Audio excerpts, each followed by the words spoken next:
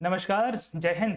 आप सभी का फिर एक बार बहुत बहुत स्वागत है हमारे इस गणित बैच में, जिसमें मैं सिखाता हूं इंजीनियरिंग मैथमेटिक्स गेट के लिए। तो अगर आप गेट की प्रिपरेशन कर रहे हो तो आपको पता है कि इंजीनियरिंग मैथमेटिक्स के 15 मार्क्स कितने इंपॉर्टेंट है और उन सभी मार्क्स को हम कवर करने जा रहे हैं इस फ्री बैच के ज़रिए। तो अगर आप नए हैं तो हमारे इस चैनल को सब्सक्राइब कर दीजिए और बेल आइकन को दबाना ना भूलें, ताकि आने वाले वीडियो की नोटिफिकेशन आपको समय समय पर मिलते रहे। मैं हूं दिलीप सिंह जाला। आइए बढ़ते हैं आज के इस लेक्चर में।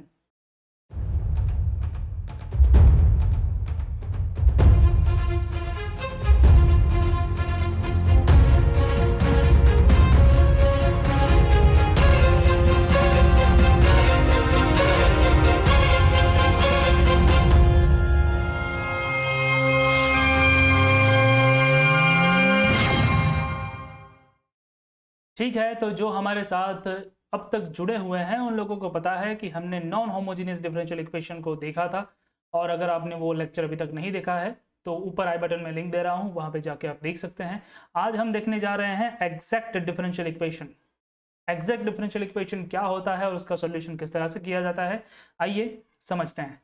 तो जैसा कि आप जानते हैं कि डिफरेंशियल इक्वेशन जो है उसके कितने टाइप होते हैं। फर्स्ट ऑर्डर के इतने टाइप होते हैं, ठीक है। ये मैं हर बार आपको कहता रहूँगा ताकि आपको याद रह जाए। एक होता है वेरिएबल सेपरेबल फॉर्म, एक होता है होमोजीनियस नॉन होमोजीनियस फॉर्म, जो कि हम देख चुके हैं, ठीक है। दोनों के दोनों खत्म हो चुके हैं, राइट।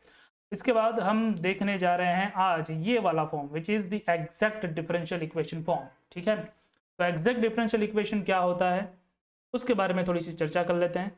एग्जैक्ट डिफरेंशियल इक्वेशन जो है वो कुछ इस तरीके का फॉर्म होता है, वो मैं आपको यहाँ पे दे रहा हूँ, ठीक है। फॉर्म जो है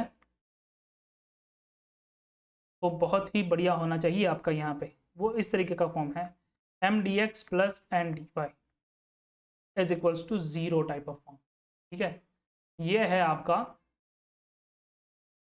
एग्जैक्ट डिफरेंशियल इक्वेशन का फॉर्म, ठीक है। लेकिन ऐसा फॉर्म तो होमोजीनियस में भी था, ऐसा ही कुछ फॉर्म वेरिएबल सेपरेबल में भी था।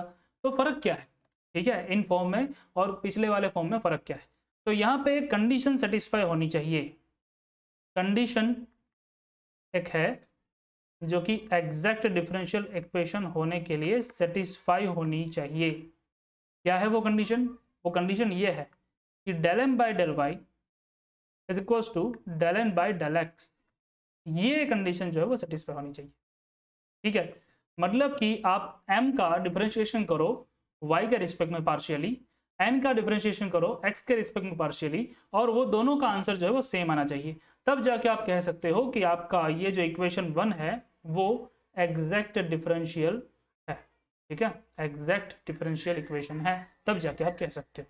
अब मुझे पता ही था कि तुम लोग एग्जाम्पल तो ज़रूर मांगोगे, तो यहाँ है एक एग्जाम्पल हमारे पास। एग्जाम्पल में दिया गया है कि y sign 2x dx minus 1 plus Y square plus cos square X D Y is equal to 0। हमको ये देखना है कि ये एग्जैक्ट है या नहीं है। कैसे देखोगे? तो पहले जो है वो इसको कंपेयर कर लेते हैं हम हमारे जनरल फॉर्म के साथ। फॉर्म क्या है हमारा? ये है M D X plus N D Y is equal to 0। यहाँ पे एक चीज़ नोट कर लो, जो m जो है, ठीक है, ये जो m है हमारा वो और कुछ नहीं होगा बल्कि x और y का फंक्शन ही होगा, ठीक है। तो dx के साथ जितना भी कुछ है वो सारा m है। तो ये रहा हमारा y साइन 2x, देख रहे हो, इसमें x वाली भी टर्म है, y वाली भी टर्म है, ओके। इसलिए इसको फंक्शन ऑफ एक्स वाई कहलाता है, कहा जाता है, ठीक है। चलिए, उसके बाद ये जो dy के साथ जो भी सारी टर्म होगी वो n कहलाएगी, वो भी x और y का फंक्शन ही होगा, ठीक है। और यहाँ पे हमेशा साइन को कंसिडर करना है, तो यहाँ पे नेगेटिव साइन है तो -1 plus Y square plus cos square X, ये हो गया हमारा n। तो m और n हमको मिल गए हैं, हमने आइडेंटिफाई कर लिए हैं, ठीक है। इसी तरीके का फॉर्म है, देखते हैं ये एग्जैक्ट है या नहीं है। तो उसके लिए कंडीशन जो है वो सेटिस्फाई करनी पड़ेगी, ओके, करनी ही चाहिए। तो पार्शियल डिफरेंशिएशन y के रिस्पेक्ट में m का मैंने कर लिया है, मतलब कर रहा हूँ, ठीक है। तो आपको पता होगा जब भी पार्शियल डिफरेंशिएशन होता है, यहाँ पे y के रिस्पेक्ट में पार्शियल डिफरेंशिएशन करना है आपको, तो क्या करना पड़ेगा? सिर्फ y वाली टर्म को ही कंसिडर करना है, ठीक है। x वाली टर्म सारी कांस्टेंट आएंगी, ठीक है। तो यहाँ पे ये x वाली टर्म है वो कांस्टेंट आ जाएगी, विच इज साइन 2x जो कि कांस्टेंट है, और del y by del Y, okay. मुझे पता है कि तुम लोगों को यहाँ तक तो समझ में आता ही होगा, ठीक है। तो ये हो गया साइन 2x। ओके, चलिए अभी मैं आगे वाली जो लिमिट है, दूसरी लिमिट है उसको, दूसरी जो कंडीशन है, सॉरी ये लिमिट कहाँ से आ गया, ठीक है, दूसरी जो कंडीशन है उसको चेक करता हूँ। तो del N by del X करना है, तो del by del X, okay, N जो है उसमें नेगेटिव साइन है, 1 plus Y square plus cos square X है। ओके, तो नेगेटिव साइन है वो तो बाहर ही आएगी, कोई बात नहीं। अंदर जो एक है उसका डिफ्रेंशिएशन 0 हो जाएगा। वाई स्क्वायर का डिफ्रेंशिएशन क्या होगा, 2y होगा ना, नहीं होगा, ठीक है, क्यों नहीं होगा, क्योंकि ये y वाली टर्म है और डिफरेंशिएशन x के रिस्पेक्ट में है, पार्शियल है, तो y वाली टर्म जो है वो कांस्टेंट आएगी, इसीलिए यहाँ पे उसका भी डिफरेंशिएशन 0 होगा। पार्शियल डिफरेंशिएशन है, x के रिस्पेक्ट में कर रहे हो, y जो है वो कांस्टेंट होगा। ठीक है, आगे बढ़ते हैं। कोस स्क्वायर एक्स, कोस स्क्वायर एक्स का क्या होगा, 2 कोस एक्स, पहले तो 2 जो है वो आगे आएगा, 2 कोस एक्स। cos x का डिफरेंशिएशन करो अभी, cos x का क्या होगा differentiation, minus sine x, right, ये हो गया डिफरेंशिएशन। चलो नेगेटिव, अंदर आ गया 2 cos x into sine x, negative में नेगेटिव नेगेटिव पॉजिटिव हो जाएंगे, और 2 cos x साइन एक्स किसका इक्वेशन है, साइन 2x का है, साइन 2x का है। तो तुम देख रहे हो कि तुम्हारी जो कंडीशन है वो सेटिस्फाई हो चुकी है, that's why del M by del Y is equals to del n by del x is equals to sin 2x। ठीक है, तो आपका कंडीशन जो है वो सेटिस्फाई हो गया है। ठीक है, इसका मतलब क्या है कि ये जो एग्जाम्पल में जो डिफरेंशियल इक्वेशन दिया है वो एग्जैक्ट डिफरेंशियल इक्वेशन है। ठीक है, तो इस तरह से आप तय कर सकते हो कि आपका डिफरेंशियल इक्वेशन एग्जैक्ट वाला है या नॉन एग्जैक्ट वाला है। अगर इसको फॉलो करता है तो एग्जैक्ट, नहीं करता है तो नॉन एग्जैक्ट। ठीक है, अभी कभी कभी क्या होता है कि कोई इक्वेशन जो है वो एग्जैक्ट भी होता है, साथ ही में वो होमोजीनियस भी होता है, कभी कभी साथ में वो वेरिएबल सेपरेबल फॉर्म भी होता है, तो आप उसको उस तरीके से भी सॉल्व कर सकते हो, एग्जैक्ट से भी सॉल्व कर सकते हो, आपको जो भी ठीक लगे वो कर सकते हो, हमको तो फाइनल आंसर से मतलब है। ठीक है, ये हो गई फॉर्म की बातें, हमने कंडीशन देख ली। अब हमको ये देखना है कि इसका सॉल्यूशन कैसे होता है। ठीक है, सॉल्यूशन कैसे होता है, ये भी एक बहुत ही अच्छी चीज़ है, मतलब थोड़ी सी समझने वाली चीज़ है। ठीक है, इसका सॉल्यूशन जो है वो करने के लिए ज़्यादा कुछ नहीं करना है, आपको सीधे सीधे सॉल्यूशन याद ही रखना है। तो solution of exact differential equation ये कैसे होगा, बहुत आसान है। जो m वाली टर्म है उसको इंटीग्रेट कर लो, ठीक है, इंटीग्रेट कर लो, लेकिन ऐसे ही नहीं करना है। जब आप m वाली टर्म को इंटीग्रेट करते हो तब keep y constant, y is equals to constant. ठीक है, जब आप m वाली टर्म को इंटीग्रेट करते हो तब कीप y कांस्टेंट। ठीक है, ये बात याद रखो।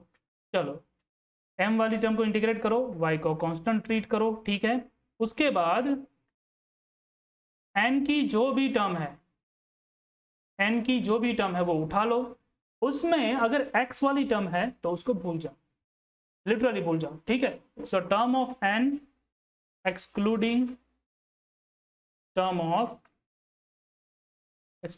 terms of x, ठीक है, यहाँ पे dy के रिस्पेक्ट में होगा और इज इक्वल्स टू c। ऐसा करने पर आपको जो भी आंसर मिलेगा वो होगा आपका सॉल्यूशन।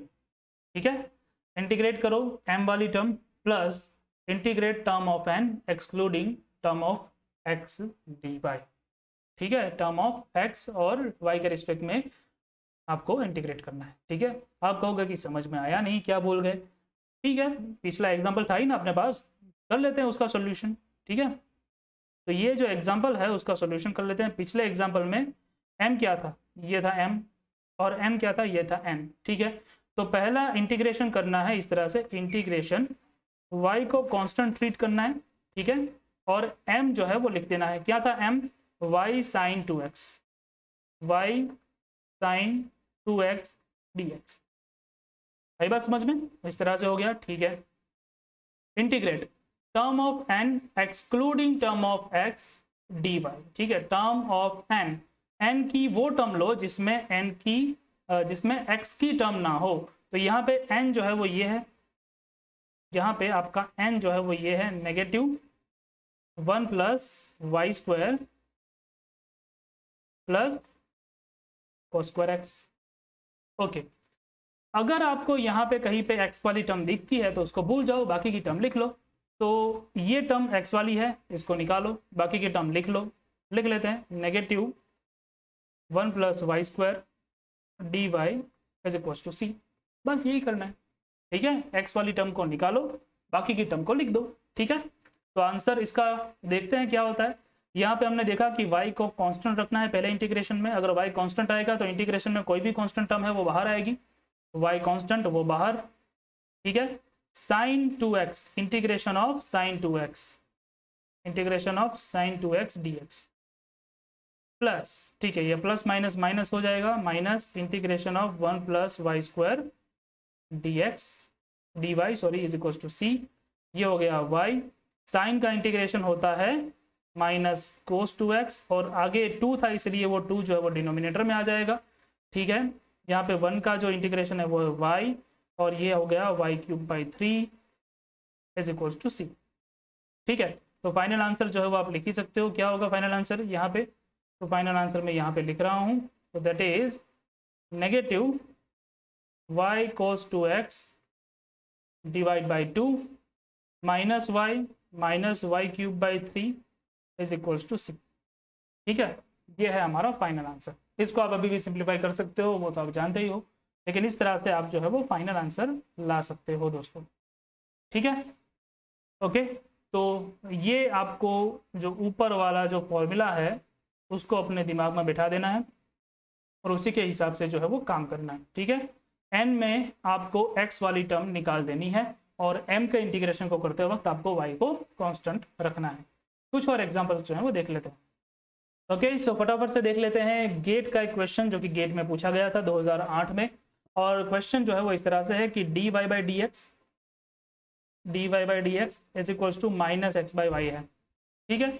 और ये जो है उन दोनों पॉइंट के ऊपर आपको आंसर पूछा गया है। अब जैसा कि आप जानते हो कि ये वेरिएबल सेपरेबल से हो ही सकता है, ओके। तो आप अगर इसको एग्जैक्ट से सोल्व नहीं भी करोगे तो भी आंसर आएगा, आपको आंसर से मतलब है, लेकिन मैं आपको ये एग्जैक्ट से सोल्व करके दिखाऊंगा क्योंकि हम एग्जैक्ट को प्रैक्टिस कर रहे हैं, ठीक है, इस वक्त। तो y जो है वो लेफ्ट हैंड साइड जाएगा, तो y dy -x dx, ठीक है। इक्वेशन बन गया इस तरह से कि x dx + y dy = 0। तो यहाँ पे आपका m क्या हो जाएगा, so that m will be x, ठीक है। ये हो गया आपका m, और ये जो है वो आपका n हो गया, तो n = y, ओके। चलिए देख लेते हैं ये एग्जैक्ट है या नहीं है। एग्जैक्ट की कंडीशन क्या है, ∂m/∂y आपको करना है, ठीक है। तो ∂m/∂y ऑफ m की जगह पे x है इसलिए x रखो, आंसर आएगा 0, ओके। देख लेते हैं कि ∂n/∂x जो है वो भी 0 आता है क्या, तो ∂m/∂x ऑफ y आंसर आएगा 0। तो यस, कंडीशन सेटिस्फाई होती है। दैट मीन्स ये जो आपका इक्वेशन है वो कौन सा है, it is exact differential equation, exact differential equation, ठीक है। यहाँ पे m और n की ये वैल्यूज है, ठीक है। तो m और n की वैल्यूज मिल गई, एग्जैक्ट डिफरेंशियल इक्वेशन है वो हो गया। तो सॉल्यूशन क्या होगा इसका, जनरल सॉल्यूशन कुछ इस तरह से होगा कि इंटीग्रेशन y को कांस्टेंट रखो m dx plus integration terms of n excluding terms of x, n की ऐसी टर्म जिसमें x नहीं है, dy के रिस्पेक्ट में इंटीग्रेशन और = c, ठीक है। चलो ये वैल्यूज जो है वो रख देते हैं। तो क्या होगा, ये वैल्यूज रखोगे तो इंटीग्रेशन y को कांस्टेंट ही रखना है, हमको पता है x m जो था वो है x dx प्लस ये जो था वो है y। तो इसमें कोई x की टर्म ही नहीं है तो कोई निकालने की जरूरत नहीं है, ठीक है। dy = c। चलिए तो पहले इंटीग्रेशन करोगे तो वो हो जाएगा x² 2 प्लस ये हो जाएगा y² 2 = c, ओके। तो आंसर आएगा x² + y² = 2c, ठीक है। x² + y² = 2c जो है वो आपका आंसर आया है, ठीक है। तो इसको आप कह सकते हैं x² + y² = new constant which is c dash. चलिए तो आपका कांस्टेंट है c डैश, ठीक है।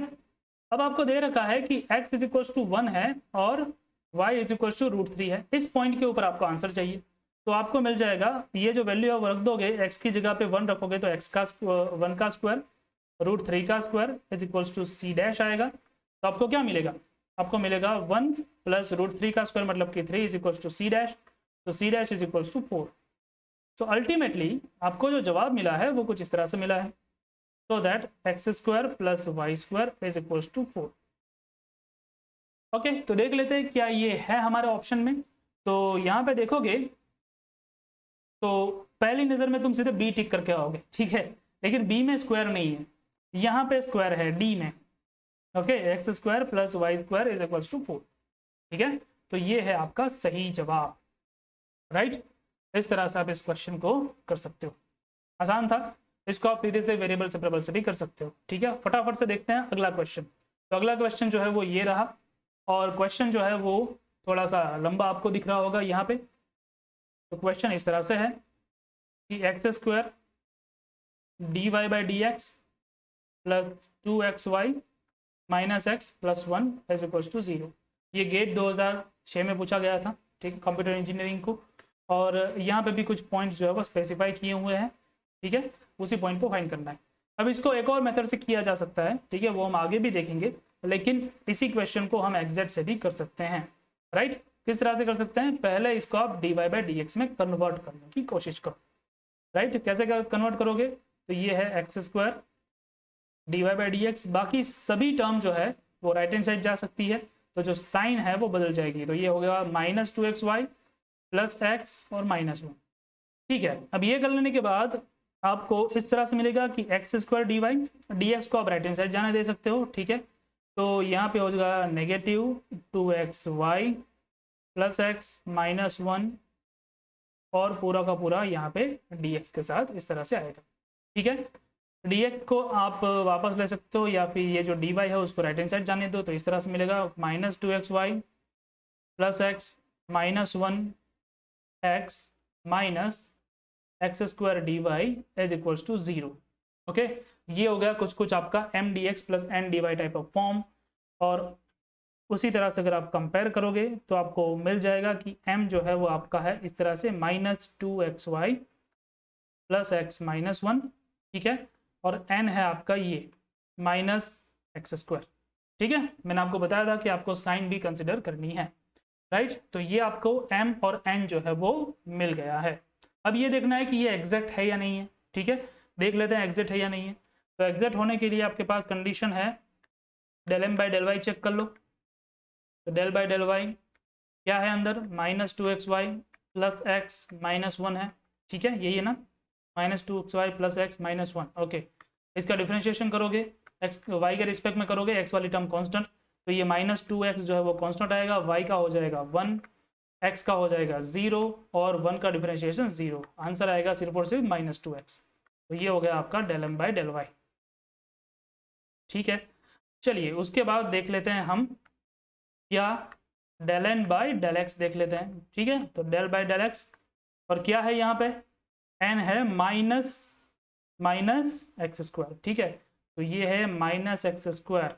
ओके, तो माइनस साइन कांस्टेंट और एक्स स्क्वायर का हो जाएगा 2x, तो ये भी आपको मिल गया, क्या मिल गया, माइनस 2x। तो आप कह सकते हो कि del M by del Y is equals to del N by del X. That means your equation is exact differential equation. अगर ये एग्जैक्ट डिफरेंशियल इक्वेशन है तो इसका सॉल्यूशन क्या होगा, सॉल्यूशन क्या होगा इसका, सॉल्यूशन आसान है। That's why solution is integration y को कांस्टेंट रखते हुए आपको m का करना है x के रिस्पेक्ट में, ठीक है, और इंटीग्रेट कीजिए terms of n excluding x dy, ठीक है। चलिए देख लेते हैं क्या होता है इसका answer. Okay, integration y is equal to c, ये रही m की टर्म, सभी की सभी टर्म यहाँ पे है, minus 2xy plus X minus 1, ठीक है। चलिए x के रिस्पेक्ट में इंटीग्रेशन करना है, प्लस इंटीग्रेट, अभी आपको ऐसी टर्म लेनी है x की जिसमें n की जिसमें x ना हो, तो ये n है, और n जो है n इज इक्वल्स टू क्या है, माइनस एक्स स्क्वायर है, इसमें से अगर x निकाल दो बचा क्या, कुछ नहीं, तो 0, राइट, आपको 0 ही लिख देना है, ठीक है। तो यहाँ पे आप 0 लिख सकते हो, इज इक्वल्स टू सी यहाँ पे आएगा इज इक्वल टू सी। ठीक है, तो ऐसे केस में अगर आप इसको नहीं लिखोगे तो भी कोई फर्क नहीं पड़ता है, क्योंकि जीरो का इंटीग्रेशन फिर से सी होगा, फिर से उस तरफ ले जाना पड़ेगा, तो वापस से सी डैश वगैरह वगैरह कुछ भी फर्क नहीं पड़ता उससे। ठीक है, तो मैंने उसको निकाल ही दिया, इग्नोर कर दिया। ओके, आप भी इसको इग्नोर कर सकते हो। ठीक है, तो कर लेते हैं इसका इंटीग्रेशन। इंटीग्रेशन क्या होगा, y को कांस्टेंट रखते हुए अगर इस टर्म का इंटीग्रेशन करोगे तो ये होगा -2 और y कांस्टेंट। ओके, x का हो जाएगा x²/2। ठीक है, प्लस यहाँ पे भी x का हो जाएगा x²/2 और यहाँ पे 1 का हो जाएगा -x इज इक्वल टू सी आपको मिलेगा। ठीक है, यहाँ पे 2 कैंसिल हो जाएगा, बचेगा आपके पास क्या -yx² या फिर x²y जो भी लिखो आप, plus x²/2 -x is equal to C. ये हो गया आपका आंसर। ठीक है, लेकिन अभी ये पूरा आंसर नहीं है। ठीक है, ये पूरा आंसर क्यों नहीं है दोस्तों, क्योंकि ये जो आंसर है उसमें आपको जो पॉइंट्स की वैल्यू है वो लगाना बाकी है। क्या है आपके पॉइंट्स की वैल्यू, ये है x इज इक्वल टू 1 और y इज इक्वल टू 0 लगाना है, तो c की वैल्यू आपको मिलेगी। चलिए, तो नाउ आपके पास क्या था, यहाँ पे आंसर आ गया -y² -xy(x²), ठीक है, plus x²/2 -x is equal to C. So इसमें आपको पुट करना पड़ेगा। क्या पुट करोगे, यहाँ पे आप पुट करोगे x is equal to 1 and y is equal to 0 put करके। ये जैसे आप पुट करते हो तो आपको क्या मिल जाएगा, x is equal to 1 y is equal to 0 पहले में पुट किया तो पहला हो गया 0 क्योंकि y इज इक्वल टू 0 है, x इज इक्वल टू 1 तो 1²/2 -1 इज इक्वल टू सी। तो आपको मिल गया है 1/2 -1, 1/2 -1 इज इक्वल टू सी। तो आंसर इज -1/2। ठीक है, आंसर इज -1/2। तो ये हो गया सी का आंसर। ओके, तो सी का आंसर जो है वो मैं वहाँ पे रख देता हूँ वापस से। तो आपको क्या मिल जाएगा दोस्तों, -yx² plus x²/2 -x is equal to -1/2। तो दोस्तों ये बन गया आपका आंसर। ठीक है, देखते हैं कि ऑप्शन में किसके साथ मैच करता है। तो यहाँ पे ऑप्शन तो सारे x वाले टर्म के हैं। ठीक है, तो इसका मतलब क्या है कि आपको इसे y इज इक्वल्स टू, मतलब कि y की सब्जेक्ट को मैं इसको आपको कन्वर्ट करना पड़ेगा। ठीक है, तो y को सब्जेक्ट बना लेते हैं। किस तरह से बनाओगे, यहाँ पे पहले तो सभी को x² ये जो है उसके रिस्पेक्ट में डिवाइड कर देता हूँ मैं। तो -y यहाँ पे बचेगा, x²/2 डिवाइड बाई x² होगा, -x/x² होगा और यहाँ पे -1/2 x² होगा। ठीक है, चलिए तो क्या हो गया, -y प्लस ये x² कैंसिल, -1/2 माइनस यहाँ पे एक x ऊपर से कैंसिल, नीचे एक x बचेगा इज इक्वल टू -1/2 x²। अभी -y को राइट हैंड साइड जाने दो, बाकी का लेफ्ट हैंड साइड आने दो। तब बचा क्या आपके पास 1/2 -1/x plus 1/2 x² is equals to y। ये आपके पास बचा है। ठीक है, ये आपके पास बचा है और ये जो आप देख रहे हो y की ये जो वैल्यू है, ओके, लेफ्ट हैंड साइड की जो वैल्यू है वही आपका जनरल सॉल्यूशन, सॉरी वही आपका पर्टिकुलर सॉल्यूशन है, क्योंकि आपने वैल्यूज रख दी तो कि यहाँ पे पर्टिकुलर सॉल्यूशन आपको मिल गया है। ठीक है, तो आप देख रहे हो कि यहाँ पे ये जो ऑप्शन है कि 1/2 -1/x प्लस 1/2 x² है क्या कहीं पे, ये रहा 1/2 -1/x plus 1/2 x²। So first one is the correct answer. ठीक है, इस तरह से आप जो है वो इसको सॉल्व कर सकते हो। तो देखा आपने क्या तरीका था दोस्तों सॉल्व करने का। सबसे पहले आपको ये देखना है कि आपका इक्वेशन जो है वो कौन से फॉर्म का है। ठीक है, और उसके बाद आपके पास ये जो इक्वेशन है, यहाँ पे ये जो इक्वेशन है वो आपको पता होना चाहिए। अगर ये एग्जैक्ट टाइप का है तो एग्जैक्ट टाइप का होने के बाद इस वाले इक्वेशन का इस्तेमाल करके आप अपने क्वेश्चन को सॉल्व कर सकते हो। और एग्जैक्ट होने की टर्म क्या है, एग्जैक्ट होने की ये जो है वो टर्म है। ठीक है, कंडीशन है कि ∂m/∂y is equal to ∂n/∂x होना चाहिए। ये कंडीशन अगर सेटिस्फाई करता है तो इक्वेशन एग्जैक्ट है। एग्जैक्ट है तो आप उसको इस वाले फॉर्मूला का इस्तेमाल करके सॉल्व कर सकते हो। तो ये था आज का पूरा लेक्चर। इसमें हमने एग्जैक्ट डिफरेंशियल इक्वेशन को अच्छे से समझा है। अगर आपको कोई भी डाउट रहता है तो प्लीज़ आप कमेंट सेक्शन में मुझे बता दीजिए, मैं उसको सॉल्व ज़रूर करूँगा। और इसके बाद आप जितने भी हो सके उतने क्वेश्चन जो है वो प्रैक्टिस कीजिए, जिससे आपको ज़्यादा से ज़्यादा डाउट हो और उस डाउट को जो है वो हम सॉल्व करते रहें। तो दोस्तों अगर आप फिर एक बार नए हैं तो सब्सक्राइब कर सकते हैं और बेल आइकन को दबा दीजिए। आने वाले वीडियो की नोटिफिकेशन आपको मिलती रहेगी समय समय पर अगर आपने बेल आइकन दबाया है तो। मिलता हूँ मैं आपको अगले एपिसोड में, तब तक के लिए जय हिंद।